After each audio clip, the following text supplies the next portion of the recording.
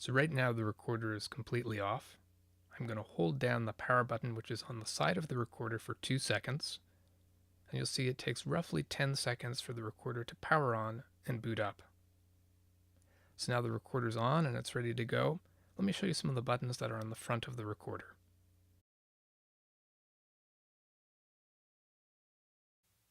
On the front of the recorder, you can see the playback controls. Now, if you look closely at the fast forward and rewind buttons, you'll see that there's an up arrow next to fast forward and a down arrow next to rewind. Those symbols indicate that those buttons are used for navigating up in a menu or down in a menu, and then the play enter button is used for selecting an option. If I press the folder button, that opens the folder menu. Then I can use the fast forward and rewind to navigate to the folder where I'd like to make a new recording. I'll hit play enter for selecting that folder. So now if I was to hit record and then hit pause, I would be making a new recording in this folder.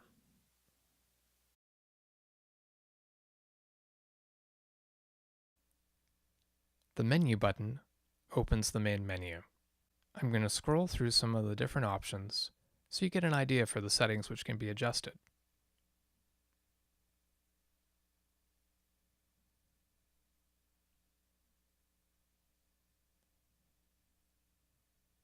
I'm going to open up the record mode submenu because this is a pretty important one.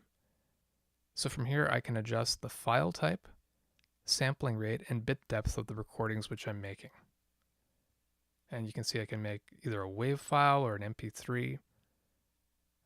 And you can see some of the different sampling rates and bit depths I have as options available to me.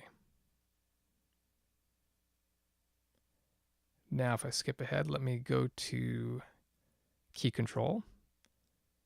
So key control can be fun to play around with if you want to see what your song would sound like in a different key. You can adjust the playback of the pitch up to +6 or -6 semitones. I'm going to keep on going. So the detail menu has got a number of different settings from inside this menu which can be adjusted, and I'll scroll through these as well.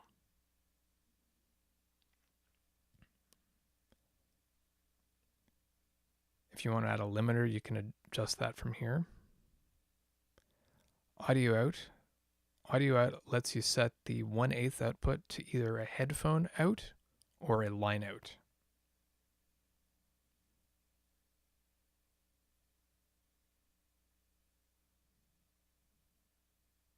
Format would be to format either the memory card or the internal memory.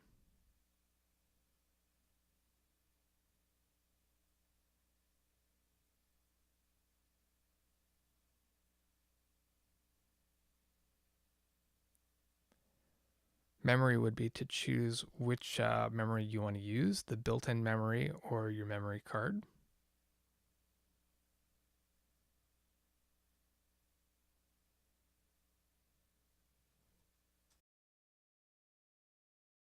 On the side of the recorder, there's a record wheel, so this can be used to adjust the recording level.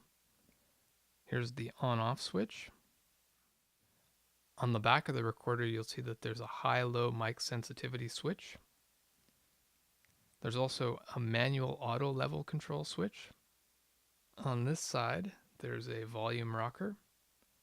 There's a line out, which is also a headphone out. There's a USB output. There's a micro SD card slot. And then there's a slot here for an external power adapter. On the top of the recorder, there's a 1/8 microphone input. There's a 1/8 line in input. And then there are these two omnidirectional microphones that are built into the case. On the bottom of the audio recorder, there's this little speaker.